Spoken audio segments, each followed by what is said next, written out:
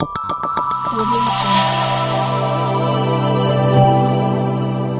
Jungle.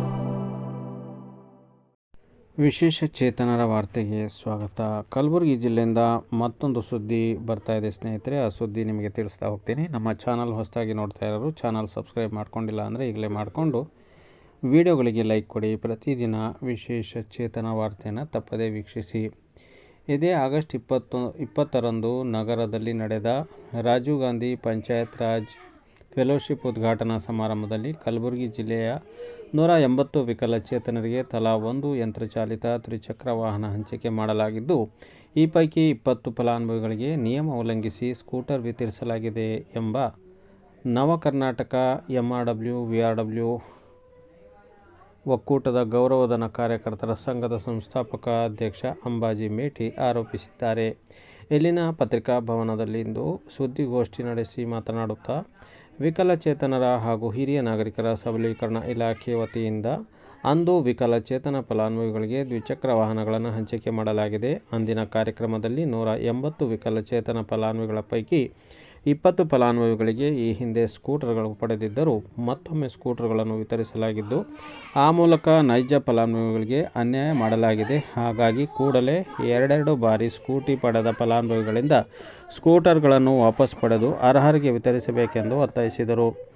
Jevargi ತಾಲೂಕಿನ ಪರಮಾನಂದ ಕಂಬಾರ್ ಎಂಬಾತನಿಗೆ 2017-18ನೇ ಸಾಲಿನ ವಿಕಲಚೇತನರ ಹಾಗೂ ಹಿರಿಯ ನಾಗರಿಕರ ಸಬಲೀಕರಣ ಇಲಾಖೆ ಅಂದಿನ ಜಿಲ್ಲಾ ಕಲ್ಯಾಣಾಧಿಕಾರಿ ಬನ್ಸಿ ಪವಾರ್ ಜೇವರ್ಗಿ ತಾಲೂಕಿನ ಕೋಟಾ ಅಡಿಯಲ್ಲಿ ಒಂದು ಯಂತ್ರಚಾಲಿತ ದ್ವಿಚಕ್ರ ವಾಹನ ವಿತರಿಸಿದ್ದರು. ಇದೀಗ ಪುನಃ ಪರಮಾನಂದ್ ಅವರಿಗೆ ಕಲಬುರಗಿ ತಾಲೂಕಿನ ಕೋಟಾ ಅಡಿ ಮತ್ತೊಮ್ಮೆ ಯಂತ್ರಚಾಲಿತ ದ್ವಿಚಕ್ರ ವಾಹನ ನಂಬರ್ KA 51 JE 1140 ಹಂಚಿಕೆ ಮಾಡುವ ಮೂಲಕ ಇಲಾಖೆಯ ನಿಯಮಗಳನ್ನು ಗಾಳಿಗೆ ತೂರಲಾಗಿದೆ. ಇದೇ ರೀತಿ ಕಲಬುರಗಿ ಮತ್ತು ಚಿತ್ತಾಪುರ ತಾಲೂಕಿನ ತಲಾ 4, ಸೇಡಂ ತಾಲೂಕಿನ 5, ಜೇವರ್ಗಿ ತಾಲೂಕಿನ 3 ಹಾಗೂ ಅಫಜಲ್ಪುರ ತಾಲೂಕಿನ 2ರಿಗೆ ಆಗಸ್ಟ್ 20ರಂದು 2ನೇ ಬಾರಿ ಅಕ್ರಮವಾಗಿ ಸ್ಕೂಟರ್ ವಿತರಿಸಲಾಗಿದೆ.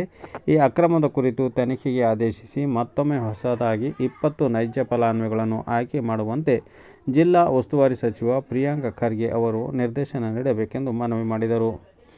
ಸ್ಕೂಟರ್ಗೆ ಬೆಂಕಿ, ಗುಣಮಟ್ಟದ ಆಡಿಟ್ ನಡೆಸಲು ಆಗ್ರಹ.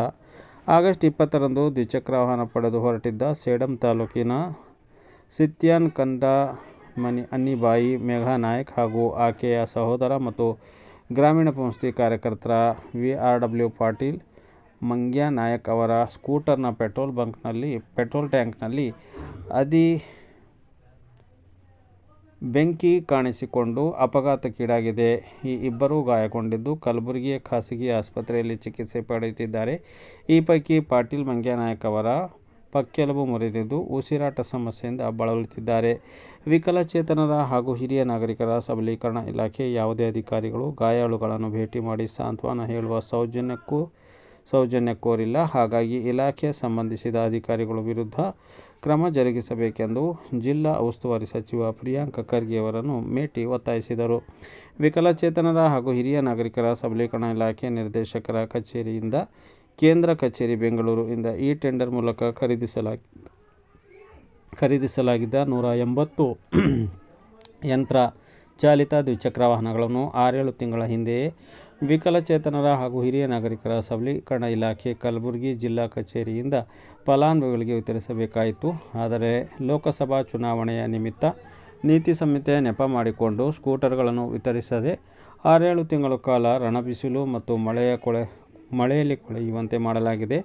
ಹೀಗೆ ಸ್ಕೂಟರ್ಗಳ ಗುಣಮಟ್ಟ ಸಂಪೂರ್ಣ ಕುಸಿದಿದ್ದರೂ ಅವುಗಳನ್ನು ಯಥಾವತ್ತಾಗಿ ಅಮಾಯಕ ಫಲಾನುಭವಿಗಳಿಗೆ ವಿತರಿಸಿ ಕೈ ತೊಳೆದುಕೊಳ್ಳಲಾಗಿದೆ. ದುರಂತವೆಂದರೆ ಆಗಸ್ಟ್ 20ರಂದು ಸ್ಕೂಟರ್ಗಳನ್ನು ವಿತರಿಸಿದ ಬಳಿಕ ಬಹುತೇಕ ಸ್ಕೂಟರ್ಗಳು ಸ್ಟಾರ್ಟರ್ ಬಟನ್ಗಳನ್ನು ಕೆಲಸ ಮಾಡದ ಕಾರಣಕ್ಕಾಗಿ ಸ್ಥಳಕ್ಕೆ ತರಾತುರಿಯಲ್ಲಿ ಮೆಕ್ಯಾನಿಕ್ಗಳನ್ನು ಕರೆಸಿಕೊಂಡು ದುರಸ್ತಿ ಮಾಡುವ ಪ್ರಯತ್ನ ಮಾಡಲಾಗಿದೆ. ಇನ್ನೊಂದೆಡೆ ಕೆಲವು ಸ್ಕೂಟರ್ಗಳು ಬ್ಯಾಟರಿಗಳು ನಿರಂತರ ಮಳೆಯಿಂದಾಗಿ ತೊಯ್ದು ಸಂಪೂರ್ಣ ಡಿಸ್ಚಾರ್ಜ್ ಆಗಿದ್ದರೂ ಸ್ವತಃ ವಿಕಲಚೇತನ ಫಲಾನುಭವಿಗಳೇ ಅದನ್ನು ಹೊಸದಾಗಿ ಬ್ಯಾಟರಿ ಖರೀದಿಸಿ ಸ್ಕೂಟರ್ ಅಳವಡಿಕೆ ಮಾಡಿಕೊಂಡಿದ್ದಾರೆ. ಹಾಗಾಗಿ ವಿತರಿಸಿದ ಎಲ್ಲ ಸ್ಕೂಟರ್ಗಳ ಗುಣಮಟ್ಟ, ಕ್ವಾಲಿಟಿ ಆಡಿಟ್ ನಡೆಸುವ ಮೂಲಕ ವಿಕಲಚೇತನ ಫಲಾನುಭವಿಗಳ ಸುರಕ್ಷತೆಗೆ ಒತ್ತು ನೀಡಬೇಕೆಂದು ತಾಕೀತು ಮಾಡಿದರು. ಜೈ ಭೀಮ್ ಕೊಳಗೇರಿ ನಿವಾಸಿಗಳ ಸಂಘದ ರಾಜ್ಯಾಧ್ಯಕ್ಷ ತುಳಸಿರಾಮ್, ಹಿರೋಹಳ್ಳಿ ರಾಜು ಗಾಯಕ್ವಾಡ್, ನಾಗಪ್ಪ ಟೈಗರ್ ಸೇರಿದಂತೆ ಇತರರು ಸುದ್ದಿಗೋಷ್ಠಿಯಲ್ಲಿ ಭಾಗವಹಿಸಿದ್ದರು. ಶೀಘ್ರವೇ ಡಿಸಿಎಂ ಭೇಟಿಗೆ ನಿಯೋಗ. ಗುಣಮಟ್ಟದ ಕೊರತೆ ಇರುವ ಸ್ಕೂಟರ್ಗಳನ್ನು ವಿಕಲಚೇತನ ಫಲಾನುಭವಿಗಳಿಗೆ ವಿತರಿಸಿದ ಪ್ರಕರಣಕ್ಕೆ ಸಂಬಂಧಿಸಿದಂತೆ ಹಾಗೂ ವಿಕಲಚೇತನರ ಹಲವು ಸಮಸ್ಯೆಗಳನ್ನು ಈಡೇರಿಸುವಂತೆ ಕೋರಿ ಇದೇ ಆಗಸ್ಟ್ ಕೊನೆಯ ವಾರ ಅಥವಾ ಸೆಪ್ಟೆಂಬರ್ ಮೊದಲ ವಾರದಲ್ಲಿ ಉಪಮುಖ್ಯಮಂತ್ರಿ ಡಿಕೆ ಶಿವಕುಮಾರ್ ಅವರ ಬಳಿ ನಿಯೋಗ ತೆರಳಿ ಚರ್ಚಿಸಲಾಗುವುದು ಎಂದು ಸಹ ಇದೇ ಸಂದರ್ಭದಲ್ಲಿ ಅಂಬಾಜಿ ಮೇಟಿ ತಿಳಿಸಿದ್ದಾರೆ.